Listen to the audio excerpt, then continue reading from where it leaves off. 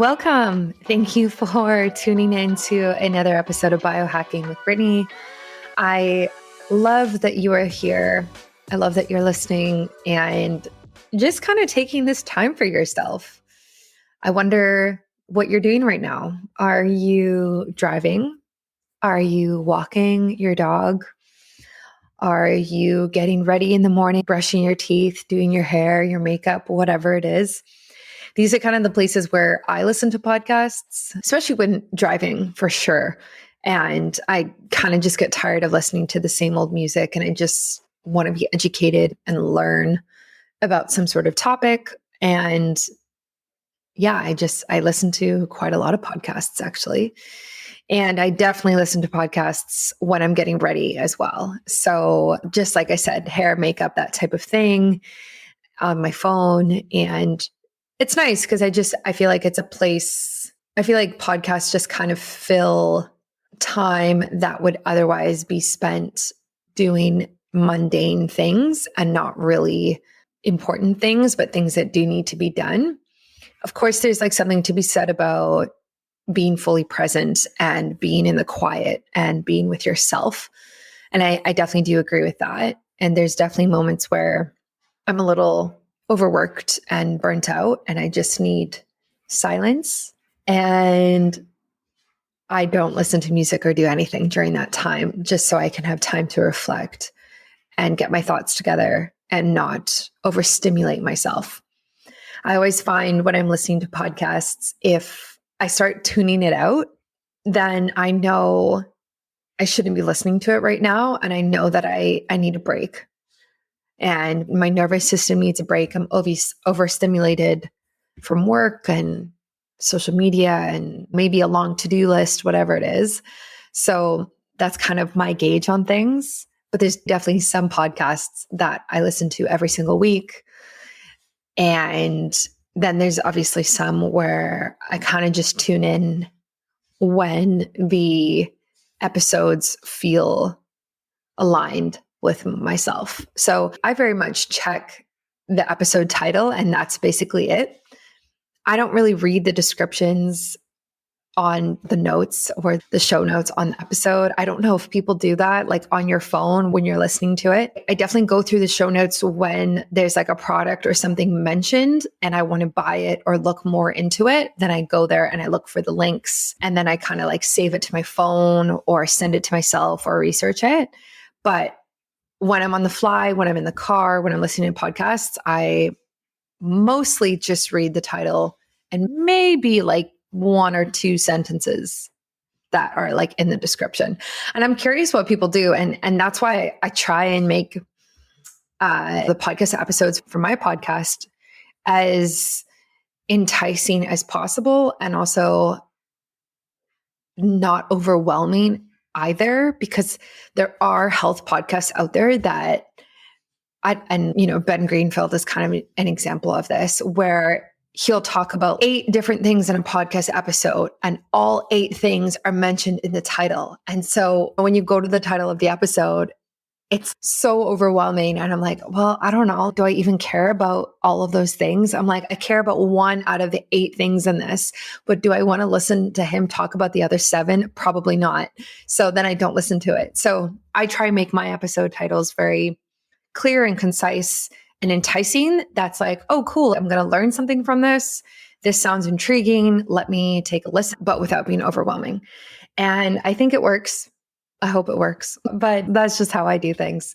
And I want to give a shout out to a review that I got.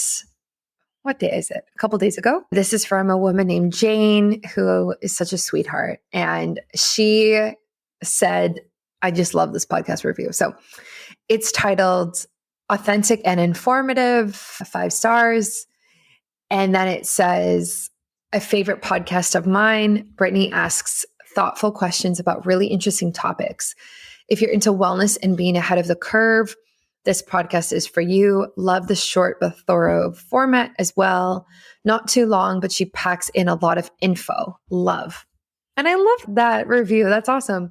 Mostly because like that's kind of the goal is like, I'm not here to waste your time and produce like 2-hour 90-minute episodes. Like I just, that's not the point. The point is to just learn and grow and be exposed to something new within, 30 minutes, 45 minutes, an hour max, and take from it what you resonate with it. And for it to be very conversational, because the podcasts that I listen to that are my favorite are very conversational in manner. There's a lot of flow. There's a lot of almost like errors too, in terms of like someone laughing or someone coughing, and it just feeling like you're tuning into two people having a conversation rather than just straight question and answer the whole time. And that's, it's the goal. And like I mentioned last week, I'm coming up on my 100th episode in a couple of weeks. And I think I have my idea of what I'm going to talk about. It's going to be fun and different. And I think I have a special guest coming. Special, we'll say. So we'll see if that ends up happening. But I am excited. And I don't know if I ever thought that I would get to 100 episodes, to be honest. I started the podcast in 2019 when I was living in New Zealand and took a break for a while. And I think it was in 2020, I took like a 6-month break from producing any podcast episodes. And then I came back and now there's one a week. And I don't know if I ever thought I'd get to 100 episodes, which is wild. I think the statistic, and I think I've shared this before, is most podcasts end up quitting or closing their show after only 7 episodes, which is wild if you think about that. And that's definitely because once you start podcasting, you realize how much work it is and how tedious it is all the time to be interviewing people or producing the content, editing the content, publishing it, the whole shabam. So it's way more work than anybody realizes who has never produced their own podcast. It takes time, and that's okay because I think it's worth it and I love it, and it's not for everybody. So definitely tune into the 100th episode. It's going to be fun and a little spicy, I'm sure.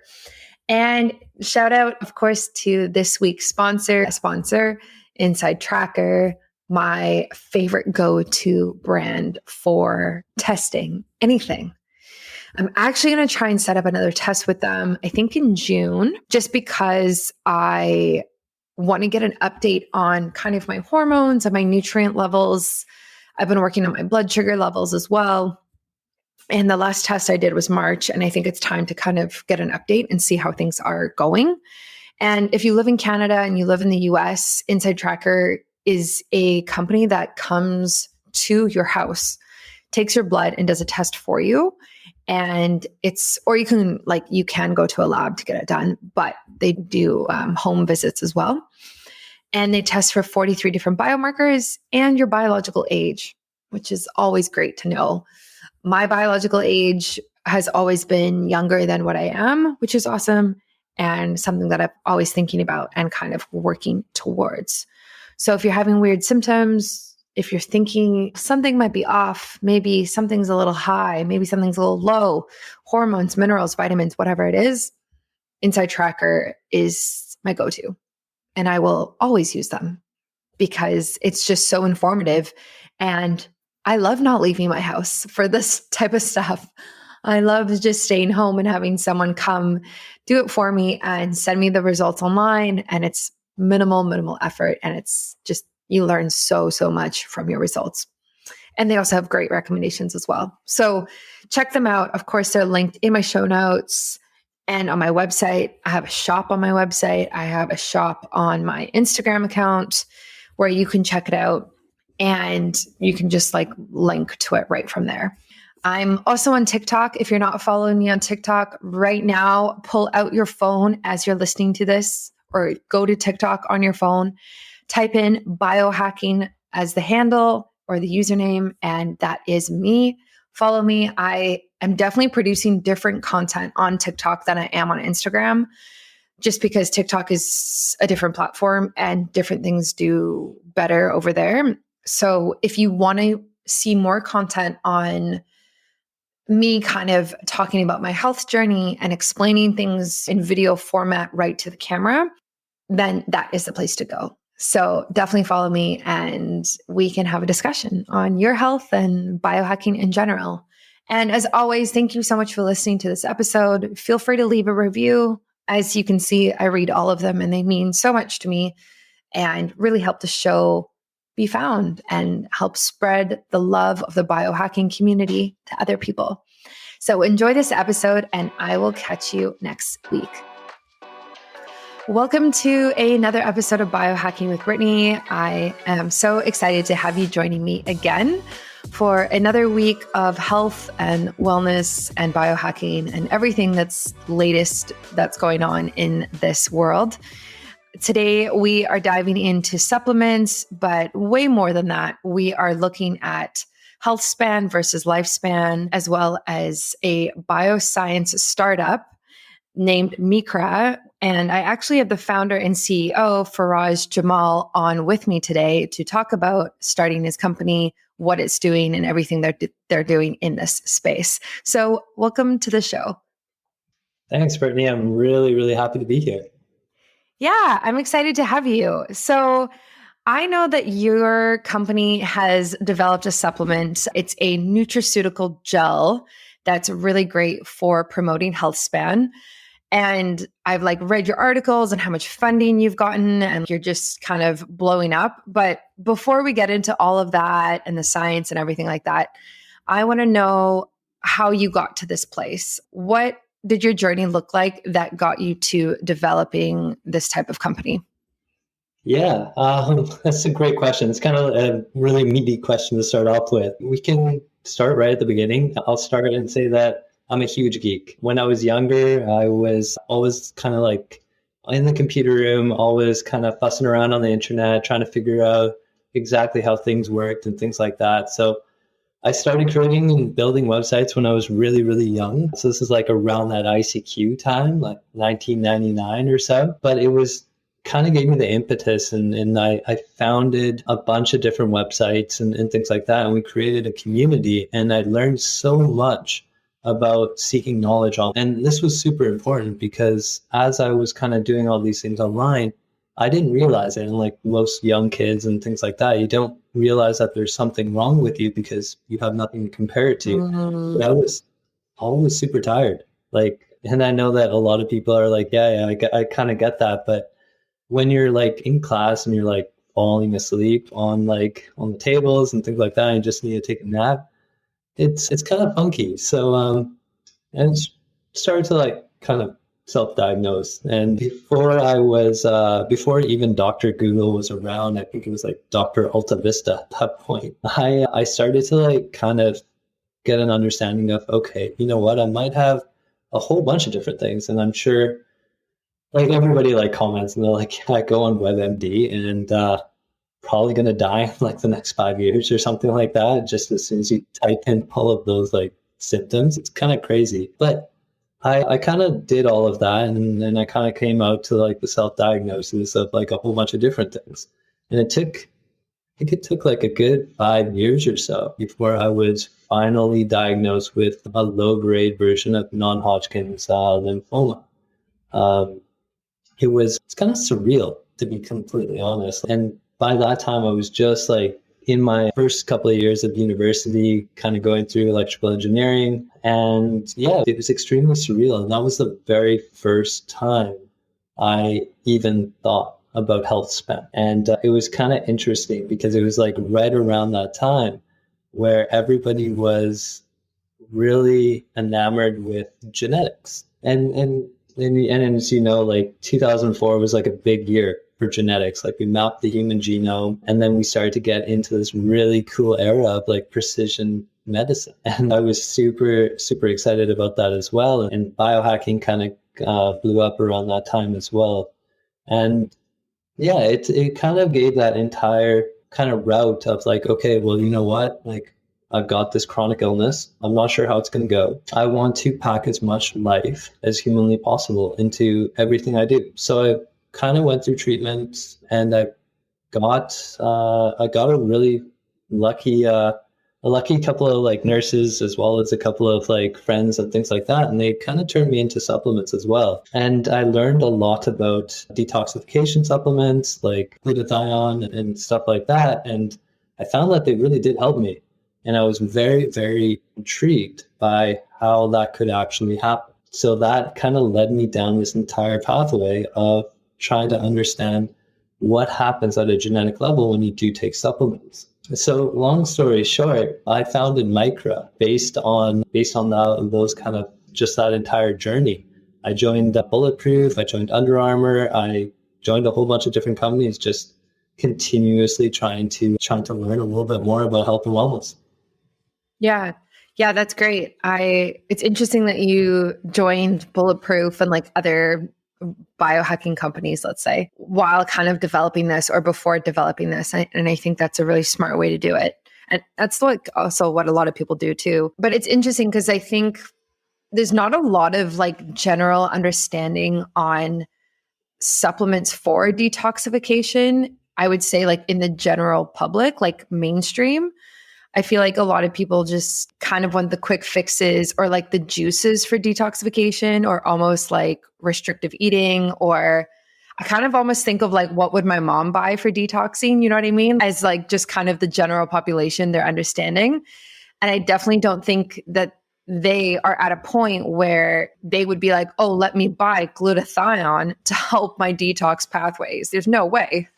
So, no, yeah, it's so funky actually. Mm-hmm. And it's kind of interesting. You get a lot of like kind of those fad diets that are like, you know what, cleanse your system and do a whole bunch of different things. But like the chronic pain and the chronic illness communities are very, very different. Like for us, when we're thinking like detoxification, we're thinking like, okay, well, how can I like get some of this, like these toxins out of me, things that are like contributing to like chemo-brain. And like chemo-brain was like the absolute worst thing. And it's like a 10 times worse version of like misplacing your keys or like forgetting the eggs at the store or something like that. You become this like super weird shell of a person. And I still remember to this day sitting in, it's kind of ironic, but I still remember sitting in my like physics 170 class in UBC. And I was like, I had no idea how I actually got to this class. And it was really, really weird. And I remember talking to my doctor about this. And I know that there's a lot of people in the chronic fatigue syndrome and ME spaces that are kind of going through this right now with their doctors. And they're like, you know what? It's just forgetfulness. Like it's all in your head. It's psychosomatic. You'll get over it and things like that. And at a certain point, you're like, I don't think this is, but truthfully, like doctors and other like specialists aren't really all that well equipped right now to deal with these types of chronic syndromes. And quite honestly, like 90% of our healthcare spending is to treat chronic illness. And it's a huge statistic. So I'm hoping in the future here that we can continue to battle chronic illness before it actually starts. And I think the most important thing that we can do is honestly battle it at a cellular level before some of those genetic changes happen and certain expressions get overexpressed or underexpressed, and you end up with a whole bunch of different things. Yeah. Yeah. I've thought a lot about what you're saying, just in my own experience of my own health issues and seeing family and friends go through different things. And it's difficult to kind of tell people and explain what preventative medicine is or preventative health is, right? Like you have to put in all of this work and effort and know what you're doing right now for multiple years so that you don't prevent something that may or may not ever happen. So like, do you know what I mean? It's kind of like this foolproof way of doing things, but it's invisible, right? Like it's not like you have a headache and you take a supplement and the headache's gone. You're like taking a supplement or doing something so that the headache never arrives in the first place. But there's no way to guarantee that the headache would have arrived anyway. So it's such a weird narrative to kind of like wrap your head around. And unless you're like really in the health space or you've been through a lot of health issues and you know what you're doing, I just find a lot of people aren't really that dedicated to like day in and day out preventative health like that. Is that kind of what you find, or are you finding like that is kind of shifting now? Yeah, you know what? You're kind of hitting the nail on the head. And it's honestly the entire reason that Mikra is so focused in on health span versus longevity. Like longevity can come from health span, but it's so hard to measure longevity. Like you literally need lifetime. We're focused in on like animal models and trying to understand if we supplement with NAD plus or something like that, will this particular animal's lifespan increase? It's not the most accurate way of going about it. And truthfully, it's also kind of the reason why the supplement industry is in its unpopular opinion, but there's a lot of companies right now that are kind of, you get the whole snake oil thing appended to you. And it's because things aren't rigorously tested. But at the same time, if you're going down this pathway of longevity, it's impossible for you to say. And like when you're younger and things like that, you think you're going to live forever. There's just, if you're fortunate enough, until you hit 30, 35, or even 40, you're not really thinking about like cognitive decline or like any sort of chronic pain and things like that. But when you're, sometimes it's just at that point in time, like you're just willing to try anything, and Mm-hmm. it's difficult. Mm-hmm. Yeah. Yeah. I definitely agree with that. And I've seen that as well. So how do you, when people ask you, like, how do you define health span versus lifespan versus longevity? Yeah. So for me, health span is being able to get up in the morning and being able to accomplish everything I want to do without any pain or any sort of like illness or any like ill effects. Like I want to, health span for me is like what normal people have in their 20s. Like you go out, you're able to have that burger or have that drink, and you know what, wake up in the morning and not feel like just horrendous. That's kind of health span for me. It's enjoying every moment that you have. And honestly, like Mikra's entire premise and what we talk about internally is essentially how do we maximize the amount of great and amazing moments that our customers and even our clinical trial partners have. And that's probably the most powerful thing that we can do. In terms of lifespan, I think pharmaceuticals as well as surgical advancements and things like that, we're already seeing lifespan increase. The problem that I think that we're still facing, like I said, 90% of our healthcare spending is on chronic illness. I think the portion that you're spending in good health is not increasing at the rate our lifespan is increasing. And I think that's what we need to solve, right? If you give a lot of people the option right now, most people are not going to pick a long life where you have to sit on the couch and you're just not able to do things. So Yeah. I mean, I explain it pretty similar as well. Like almost like, lifespan is how many years you live, obviously. And your health span is like how many of those years are you actually able to do what you want and not feel debilitated in a different way. Like physically debilitated, but also mentally, emotionally, all of the different layers. And I don't know, like I wonder now, I don't even know what the average lifespan is, to be honest, but I wonder what the average lifespan is and what the average health span is if we're going to use this definition. Like, does the average person live to like 85 now and their health span is, I don't know, 50? Like, I have no idea. What do you think those numbers are? yeah, so it really depends. There's an official way of quantifying health span, but if we're utilizing the definition of essentially like how much or how well you feel on a daily basis, we actually ran an internal study. We gathered nearly 10,000 respondents, and it was a really simple study in the sense of we just asked individuals between 20 and 30, 30 and 40, 40 and 50, and so forth, if they felt healthy. And then essentially 85% of people after they turned 30 answered no. And that was a stark change. And it's baffling. And it kind of lends a lot of credence to the whole, you're over the hill when you turn 30 and things like that. But there's something fundamentally that changes at a cellular level when you do it. And honestly, I think it starts much, much earlier. And like in my case, it started when I was 13, and it just slowly built up to the point where, you know what, I did develop something. And I'm always obsessed with like, how do we change that?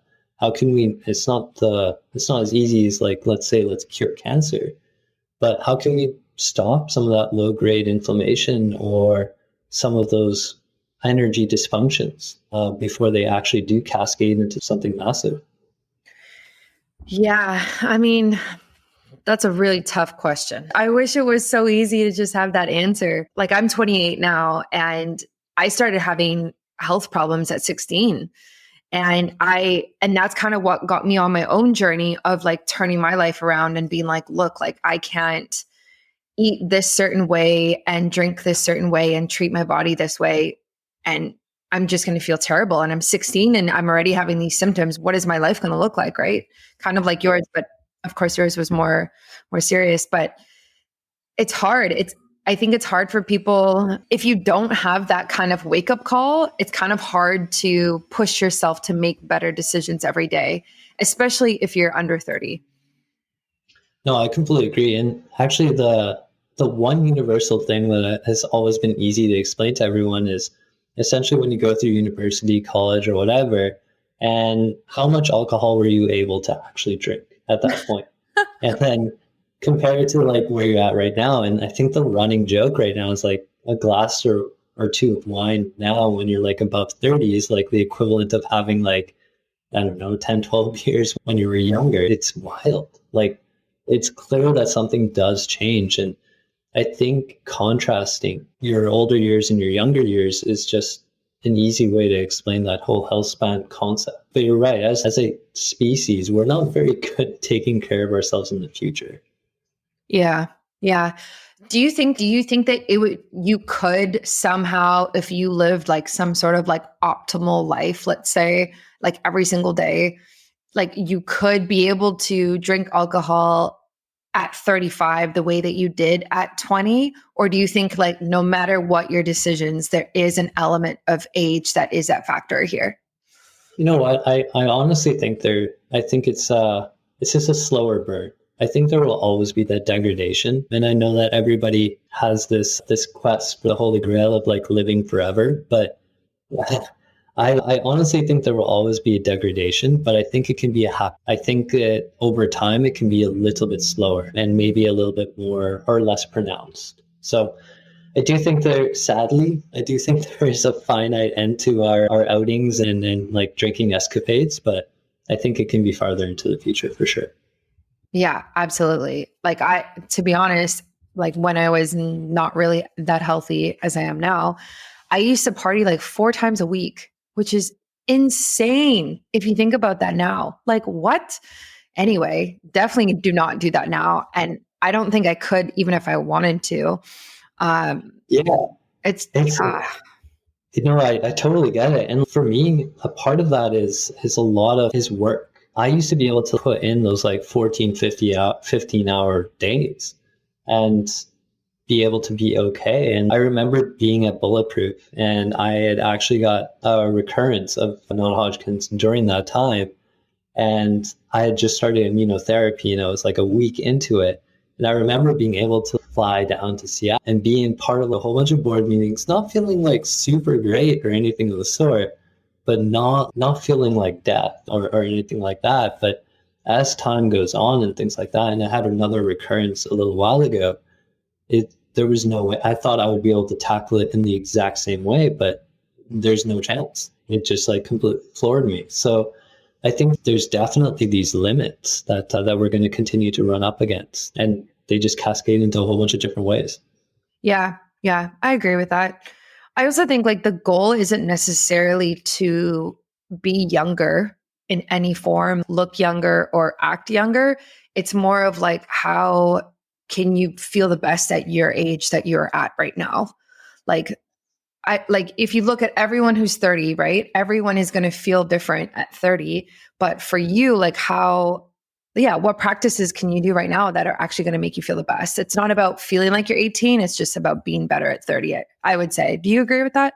I don't know. Yeah, totally. And I think for me, it's like, are you waking up and are you grateful for your health? Or are you feeling less than stellar? And if you're feeling less than stellar, then I generally feel like there's something wrong and that there's something that you need to probably address and probably fix, because your health shouldn't change like, you shouldn't do a 180 like from one night to another. And like we kind of chatted about as well, there's a gradual change. You shouldn't be waking up and being like, okay, well, compared to yesterday, I feel that's not the right way to go about it. Yeah, I agree with that too. There's definitely a gradual change in both directions. If you are becoming healthier, it takes time. And also, it takes time for your health to decline as well. It's almost like focusing on the daily healthy habits, like whether it's a supplement or whether it's going for a run versus like some sort of abstract goal that you're going to get to at one point. At least that's what I try and do. And then it makes me much more present and Yeah. successful. Yeah. No, actually, that's a great way of tackling it. Yeah. So the supplement that you have developed or you are developing, I don't think it's actually released yet, is it? Actually, yeah, we just released it for kind of a soft launch a few weeks ago. Nice. That's awesome. Yeah. Yeah. So you developed this gel and it's basically focused on increasing health span, like everything that we've talked about. What are some of the ingredients in it and why did you choose those ones? Yeah, so we actually chose glutathione, PQQ, and the ingredients in it are studied and validated in over 145 human clinical studies. But the reason why we chose all of those particular ingredients all at once was the synergies between all of them. So they have this ability to cascade into positive health outcomes across your brain, your heart, your skin, and your digestion. And that was something that was really, really important to me. Whereas a lot of supplements right now are very, very focused in on like, okay, let's enhance your mood, let's enhance your energy, or things like that. We wanted to create something that's more akin to a modern multivitamin. So that's fundamentally the reason why we chose those particular ingredients right off the bat. How can you tell if your healthy and not so healthy decisions are impacting your health on a cellular level or even impacting your biological age? Feeling better is one thing and having symptoms get better is one thing, but there's something completely different about having the data and the numbers behind it. This can be very helpful for both your short-term and your long-term goals. We need to be testing ourselves regularly so we know where we stand, whether it's testing our vitamin levels, cholesterol, blood sugar, whatever it is. The proof is in the data. It can be such a pain to get tested through our doctors and our clinics. And when we do these tests, often they don't even give us all the biomarkers that we ask for. That's why I love at-home tests. I find it super interesting to get my biological age test specifically because it indicates how all of my decisions are impacting me. Your biological age is a representation of your health conditions and a predictor of how soon you can exhibit chronic conditions of late life. This is obviously compared to our chronological age, which is just the amount of time that has passed since we were born. When I first got tested last year, my results said I was 19.7 years old. And the second time I was tested, it said I was 18 years old. And I was 27 at the time. I recently got my biological age tested again through Inside Tracker's inner age test. And this time it said I was 22 years old and I'm now 28. My age actually went up. And this is likely because my HbA1c levels were higher after spending 10 days in Costa Rica recently, where I had a ton of cocktails and fruit and carbs, and also just eating more carbs and processed food in the last few months. The great thing about Inside Tracker's inner age test is that it actually shows you which specific biomarkers are making you older or making you younger. And it identified that my HbA1c needs to come down because it's actually making me older on a cellular level, which is so helpful to know and know what I need to be doing next. Knowing your age can help you make these changes and help you just really make smarter decisions and be more informed moving forward. I always get tested through Inside Tracker, and you can as well, and use my discount code at checkout, which is biohackingbrittany in all capitals. It's linked on my website underneath my shop, and it'll be on my show notes as well. Yeah, I love that. That makes a lot of sense. And these ingredients are only growing in popularity, like I kind of said earlier. Like, I think we're just starting to look at supplements from this perspective compared to, a daily vitamin C or something like that. I think we're really diving deep into the power of them and what they can do for us. So how can the average person, aside from your supplement, understand what supplements or nutraceuticals work and which ones don't? Yeah, so honestly, I think there's a lot of validity in the majority of supplements. I think there's opportunity to continuously take them and to have them absorbed into your system and for them to cascade into positive outcomes. The fundamental difference and the reason why we developed this particular nutraceutical is we wanted to innovate past. So a big part of what Mikra does is that we engage both on the consumer wellness side. So we do offer this nutraceutical gel, but we're also taking that nutraceutical gel and we're putting it into clinical trials. And one of the major things, and something I'm very, very passionate about, is chronic fatigue syndrome. So kind of like the way I referenced it a little bit earlier on around chemo, CFS or ME is very much similar to that. When you feel perpetually tired, you feel like you can't do what you used to do and you just can't control it.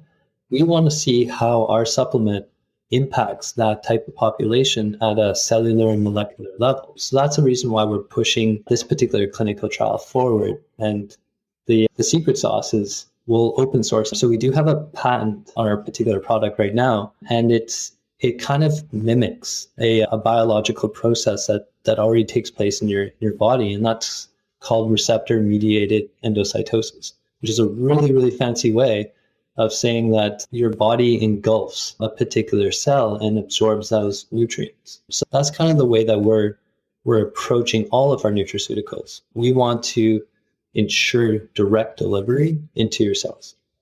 Yeah. Yeah, I really appreciate that because cellular function is honestly like the root cause of most health problems that people have, right? Regardless of kind of what you're dealing with, you can say it's gut health, which is like everyone's favorite thing to say right now. But then you have to question like, okay, why is the gut not performing well? Like why are my cells not doing this? And is it really the mitochondria in the cells, right? Like how far down can we go and what can we do about it to really get the health results that we want? So when you're creating a supplement that targets cells from that perspective, like that's huge and really significant for people. Because what benefits are they going to feel, right? Like, how is it actually going to play out into maybe other symptoms that they're feeling or experiencing, not just energy? Yeah, no, I completely agree with that. And I think the number one thing I always try to tell everyone is, unless you're going for a stimulant, try to go for more of like a holistic blend. There's no particular reason why you need to take a ton of a particular supplement. There's so much validity in taking a systemic supplement and having them impact a whole bunch of cellular pathways. And again, like you have so many so many genes and so many genomic pathways that you can influence by just 2 or 3 different ingredients that it's so much more worthwhile.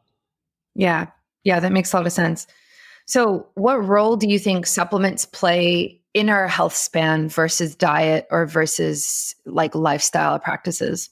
Yeah, so I think that's a heavy question. I think there's a lot of trying to approach this from a semi non-biased view. And the reason why I'm kind of cagey on this one is that exercise is so important, and it's very, very important to stay active and things like that. But for a lot of people, especially with chronic illness, they're not able to. So I think that's where supplementation can really, really influence quite a bit. Maybe more supplementation on those aspects will be more beneficial. In terms of everyone else, like I think it plays an equal role. Like you have your exercise, you have your lifestyle changes, and you have supplementation. And I think between all of those things, you can really extend your health span in a dramatic way. Yeah. Yeah, I agree with you. I have definitely tried to get success by isolating one or the other, right? Like maybe only doing diet or maybe only working out or maybe only taking a supplement.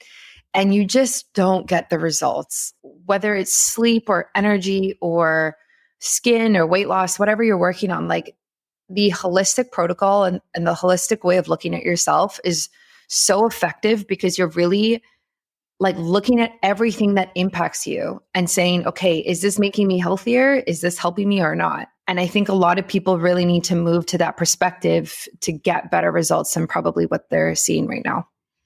Yeah, no, I would definitely agree with that. And there's been so much change and so much more opportunity in every aspect of health these days that it's worthwhile to test into everything. Yeah, exactly. So what are the typical like benefits that people see if they take your supplement for quite a long time?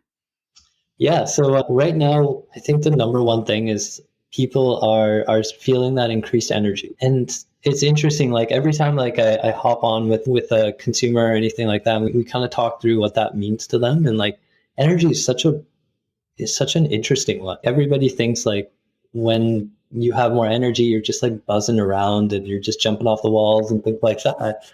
But like sometimes energy is just the ability to focus. And we sometimes we lack the right words to like describe how we're feeling. So for right now, all of Mikra's consumers, like I'd say a good like 75% of people are feeling like a little bit more dialed in, especially within those first couple of weeks. And then around that 4 week mark, I've been noticing that people are essentially saying that what recovery period on some of their workouts and their runs kind of comes down. And I'm getting quite a few people who are like, you know what, my aura ring is telling me I'm spending a lot more time in deep sleep, which is great. So it kind of lends a lot, again, like a lot of credence to that whole systemic health and wellness type situation. So yeah, I think for me right now, like the way that I'm taking away like some of the initial product reactions is that people are just feeling better and living healthier. So yeah, calling it a win. That's definitely something to note and to think about. And like you said, like energy is so difficult to actually explain. Like it's also just so subjective, right? If I'm feeling energized today, my energized might actually be not that energizing for you because you're used to being on like a higher level or however we want to describe it. So it's so subjective. And so that's so interesting that it's kind of like after a month, people are like, oh, yeah, like I'm actually feeling more focused or I can do more in a day or however, how the words that they're using. And it's Yeah. hard. Yeah, of course, like coffee and stimulants are such an obvious thing that gives you energy. And then it's kind of like everything else we kind of compare to that now. Does it make me feel the same way as I do when I take like a very clear stimulant? Yeah, that whole instant gratification thing really kind of trips Mm, up a lot. yeah. Yeah.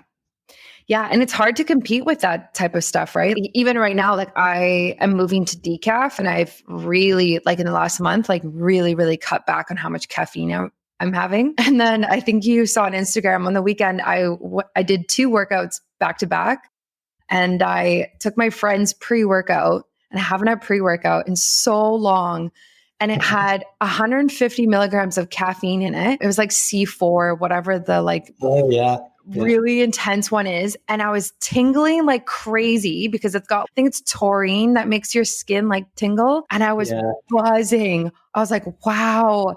And then, but then the thing is like 3 hours later, you're so tired and you've totally crashed. And the next day you're so tired. So like, how do you generate energy that's sustainable without the crash and doesn't screw up your hormones and your sleep? And I think that's like where your supplement comes into play.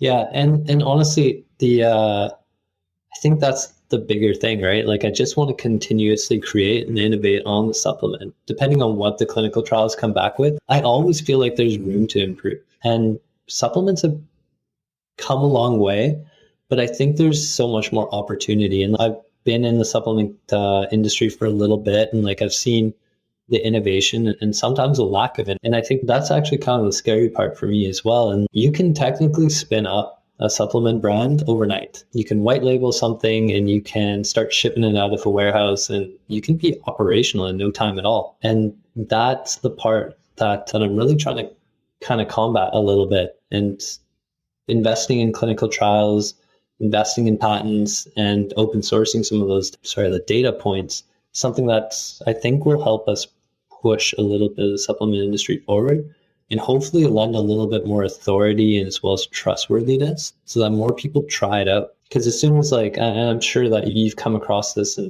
in your day to day, is that like as soon as you tell somebody that you're taking a supplement, they're either like completely on board because they've had a good experience before, or they feel like it's snake oil. We just need to trend people into the right direction so that they also can benefit from it.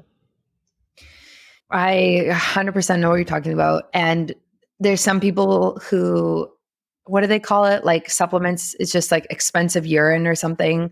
Like Yeah. as in like you just pee it all out and doesn't really matter if you're taking anything. And Yeah. then The whole multivitamin thing yeah. really pushed that. Yeah. Yeah. But I do agree with you in terms of like the lack of innovation in the supplement industry. Like I still have a massive drawer of supplements and I had a massive drawer of supplements 10 years ago. You know what I mean? Like we're still popping pills and like capsules and like the whole mechanism of them. And I know yours is a gel, which is obviously innovative and different, but we're still kind of doing the same thing. So I don't know, like, have you thought about different ways to kind of do this? I don't know. Oh yeah. So this is actually like a big part of what we were trying to do at Mikra. And we really do prioritize like function over form. And honestly, I'll be the first person to say it. And it's the number one thing that you'll see like as soon as you do sign up on our website is it's a funky gel. And then the reason why it's a gel is because we couldn't get our RME technology to bind to anything but within this gel. So glutathione, PQQ, and CoQ10 in the liquid bioavailable form. So like glutathione, when it's oxidized, is called GSS. And a lot of the supplements that you buy in the powdered form and things like that are oxidized supplements. So what we went for was the most bioavailable and biopotent version of it. And we also manufacture it in an oxygen-deprived environment. And if you're familiar with glutathione at all in like its raw form, it tastes and smells like sulfur, so raw nicks. And supplement companies have strayed away from utilizing some of that bioavailability to oxidizing it to make it a little bit more palatable. And we're kind of doing ourselves a little bit of a disservice. And one of the things on Mikra side is that we're trying to innovate as much as we can to create a delivery system that's more efficient. Because you kind of hit the nail on the head. Like you shouldn't have like a drawer full or like a medicine cabinet full of a whole bunch of different. If you think about it, like the molecular weight of these pills is so small, we should be able to fit them into something or into a delivery mechanism that makes them more efficient at a less volume. So that's what we're kind of striving towards doing. And a big part of, again, like our clinical trial roadmap and things like that is just to prove out the efficacy of this particular delivery system. And then we'll continue to try to get it into a smaller format or something like that. I don't think we'll ever be able to get it into a pill in the way that we would like it to because of the release factor. But yeah, I think there's so much opportunity for us to really innovate on delivery methods, or at least the microscopic delivery method. Yeah, I think there's a lot of opportunity to kind of shake up how things have been done, whether it's like how, like the form that the supplement actually comes in, how often you're taking it, all of it. Like it's kind of been done, and it's cool that you're expanding on that and challenging that. Because I've talked to a lot of supplement companies and a lot of them are not even thinking about anything like this. It's very much like, oh, it comes in a capsule, take it, great, here you go. So I think that's really cool that you're actually considering this type of thing. Yeah, no, it's been a wild ride, but I always compare it to like the IV medics and things like that, and most specifically those like Vegas like IV hangovers, and they work really well, but honestly they're directly inserting. They don't have to deal with the gastric environment or any sort of other enzymatic kind of reactions. So we just need to figure out a better delivery method. Yeah. It would be really cool if we could just do an at-home IV for ourselves. But like, how do you trust people to do that? Like, it's like people, I don't know how much you know about peptides, but I keep looking into peptides and I'm like, okay, like I have to put this needle in my skin by myself. Okay. Like, how do I do this? But I do think the change is coming for sure. For sure. Yeah. Yeah, I agree with that. It's going to be, I think the next 10 years is going to be an extremely innovative time, and preventative medicine is going to be huge. Yes. Yeah. Oh, for sure. I mean, it already is, right? Like even the rise of a supplement like yours or like biohacking versus just like general wellness or general self-care, right? Like we're really getting into like longevity, the nitty-gritty, and optimizing our health rather than just like kind of surface level things, which is really exciting. And it's a good place for both of us to be in. Yeah, no, I completely agree. It's going to be great. Yeah. Yeah. So if people want to try your supplements or they want to connect with you, where can they do that? Just head over to wearemikra.com and you'll be able to check us out there, or just hit us up on any of our social channels at We Are Mikra. Amazing. I will put that in the show notes and I'll put it on my website for everybody to connect with you. And thank you so much for coming on. It was awesome to connect with a local and hear what you're doing and what you're up to. Yeah, no, I had a blast. Thank you so much for having me, Brittany. Thanks for listening to another episode of Biohacking with Brittany. If you're interested in finding the show notes or the sponsors for this episode, you can do so on my website, which is biohackingbrittany.com. Remember to follow me on Instagram, where I'm most active. My handle is @biohackingbrittany. And if you're interested in working together and you want to email me directly, you can do that. My email is info@biohackingbrittany.com. And I look forward to hearing from you and having you tune in next week.